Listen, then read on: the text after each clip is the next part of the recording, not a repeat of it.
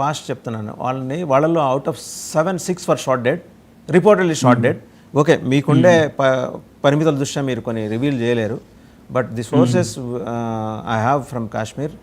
And ఒక్కడు దొరికాడు, ఆ 6 పాకిస్తాన్ నేషనల్స్, ఆ ఒక్కడు హైదరాబాద్ తోటి సంబంధాలు ఉన్నవాడు. And connections are been established. Pillar number 80 నుంచి 130 మధ్య కిషన్ బాగ్ ఏరియాలో అతని ఫోన్ సిగ్నల్స్ ఎక్కువ ట్రాక్ అయినాయి. అండ్ అలాగే మరొక area Dabeerpura and Santosh Nagar, old Malakpet, as well BN Reddy Nagar establish అయినాయి. అతని బంధువర్గం ఉంది, అతని స్నేహితులు ఉన్నారు, వాళ్ళ వ్యాపారాలు ఉన్నాయి. ఇవన్నీ కూడా అఫ్ కోర్స్ ఐబీ, రా and NIA they are on the task. So మరింత సమాచారం ఇదే నిన్న నాకున్న ఇన్పుట్స్ త్రూ. కరెక్ట్ అండి. అంటే ఇలాంటప్పుడు అందుకే యోగి చేసే కొన్ని పనులు ఇలాంటప్పుడు చాలా రెలవెంట్ అండి. నువ్వు ఇంత యాంటీ నేషనల్ ప్రాపగాండాలో, యాంటీ నేషనల్ యాక్టివిటీస్ నువ్వు పార్టిసిపేట్ చేస్తున్నప్పుడు నీకు ఇక్కడ బిజినెస్లు చేసుకునేవి, సంపాదించుకునేవి హక్కు లేదు. మొత్తం వాళ్ళ ప్రాపర్టీస్ జప్తు చేయడం, లేకపోతే వాళ్ళ ప్రాపర్టీస్ పడగొట్టడం, వాళ్ళ రోడ్డు మీద తీసుకోవడం చేయాలి. ఎందుకంటే వాటిల్ని వాళ్ళు ఫైనాన్షియల్ ఇన్స్టిట్యూషన్స్గా వాడతారు సపోర్ట్ కోసం. So some times extreme actions have to be planned అండి.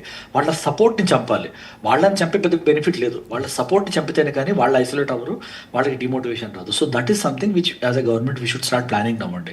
టెర్రరిస్టులను 10 మందిని చంపుతారు, 100 మందిని చంపుతారు, మళ్ళీ 100 మంది వస్తారు. వాళ్ళకి వచ్చే సప్లై చైన్ ఎక్కడైతే ఆ ట్యాప్ ఓపెన్ కాకుండా మనం ఎప్పుడైతే ఆపుతామో అప్పుడే సక్సెస్ఫుల్ అవుతామండి. One more information sir, army vital ఇన్స్టాలేషన్స్ని I just don't want to name them in Kashmir, వాటిని టార్గెట్ చేసి మిసైల్ ప్రయోగానికి పాక్ తెగబడబోతోంది అని చెప్పేసి ఇంటర్నేషనల్ మీడియా రిపోర్ట్ చేస్తోంది. నేషనల్ మీడియా కాదు, even for that matter Pakistan media. ఇవాళ పాకిస్తాన్ మీడియా వాళ్ళ దేశంలో నీరు తర్వాత పాలు దొరికితే చాలనుకునే వాటి మీద కాన్సన్ట్రేట్ చేసింది. ఇంటర్నేషనల్ మీడియాకి ఇన్పుట్స్ ఉన్నాయి. ఈవెన్ కొన్ని నేను పేర్లు చెప్పలేను ఆ మీడియా సంస్థల పేర్లు. వాళ్ళైతే they have directly published the stories. అలాంటి మిసైల్ అటాక్స్, వైటల్ ఇన్స్టాలేషన్స్ మీద వాళ్ళు మిసైల్ అటాక్స్ చేయాలని నిర్ణయించుకున్నారు. That may take place within a couple of days, but are we prepared? నాకు తెలిసి మనం ప్రిపేర్డ్గానే ఉన్నాం. నాకు ఆ నమ్మకం ఉంది, మన సైన్యం మీద ఆ విశ్వాసం పరిపూర్ణంగా ఉంది. నా బోటి వాళ్ళందరికీ కూడా ఉంది, మీకు ఉంది. మీరు retired and you're a war hero, మీకు ఇంకా ఎక్కువ ఉంటుంది. సో 100% ప్రిపేర్డ్ ఉంటామండి. అండ్ ఇవన్నీ యాంటిసిపేట్ చేస్తాం. ఫస్ట్ యాక్షన్స్ ఇవన్నీ యాంటిసిపేట్ చేసి ఎయిర్ డిఫెన్స్ సిస్టమ్స్ అన్నీ మనం వాళ్ళు చెప్పినట్టు మనం కూడా మన రడార్ సిస్టమ్స్ అవన్నీ డబుల్ చేసేస్తాం. డబుల్ చేసేసి ఎక్కడి నుంచి వస్తాయి, ఎక్కడి నుంచి వస్తే మనకి ప్లాన్ బి ఏంటి, క్రిటికల్ స్ట్రాటజిక్ అసెట్స్ని ఎట్లా కాపాడుకోవాలి, ఇవన్నీ ప్లాన్స్ ఆల్రెడీ ఉంటాయి. అవి జస్ట్ యాక్టివేట్ చేయడమే. యాక్టివేట్ చేయడం కూడా జరిగిపోయింది ఆల్రెడీ.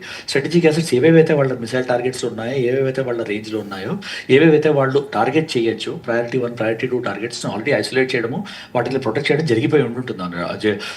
ప్రయారిటీ 1 టార్గెట్స్ ఐమ్ కన్ఫర్మ్కి జరిగిపోయాయి, ప్రయారిటీ 2 టార్గెట్స్ని కూడా చేసేస్తారు. సో అది పెద్ద విషయం ఏం కాదు. వాళ్ళ అటాక్ యాంటిసిపేట్ చేయడం కూడా పెద్ద విషయం కాదు. మీరు అంటున్న installations you're right, they will pick up those as targets. ఎందుకంటే వాటిని చేస్తే మన డ్యామేజ్ ఎక్కువ ఉంటుంది, మనకి లాస్ ఎక్కువ ఉంటుంది. బట్ వాళ్ళకి చేసే ధైర్యం ఉందా అనేది I don't believe Pakistan has got that courage. పిచ్చోడికి ధైర్యం అక్కర్లేదు కదా సార్, పిచ్చోడికి ధైర్యం అక్కర్లేదు కదా, రాయిసరటానికి ధైర్యం అక్కర్లేదు వాడికి. కరెక్టే మీరు అన్నది కరెక్టే. అంటే కంప్లీట్గా రూల్ అవుట్ చేయలేం. కానీ ఇప్పటికి కూడా ఏముందంటే దేర్ 3-4 స్టేక్ హోల్డర్స్ అక్కడ. And then they are control by foreign agencies. China control కొంచెం ఉంది, సిఐ కంట్రోల్ కొంచెం ఉంది. ఆ కంట్రోలింగ్ ఏజెన్సీస్ కూడా అడ్వైజ్ చేయకండి, మీరే నాశనం అవుతారు, మీరు చేసింది చాలు, చేసేసారు కదా మాట్లాడుకుంటూ. చైనాకి అంత మంచి మనసు, మంచి హృదయం ఉందా సార్? మీరు చేయమాకండి అని చెప్పి అంత మంచి హృదయం ఉందా చైనాకి? ఎందుకంటే లాస్ వాళ్ళకే కదండి, చైనాకి కూడా లాస్ కదండి. పాకిస్తాన్లో చాలా స్ట్రాటజిక్ అసెట్స్ వాళ్ళకి కూడా ఉన్నాయి.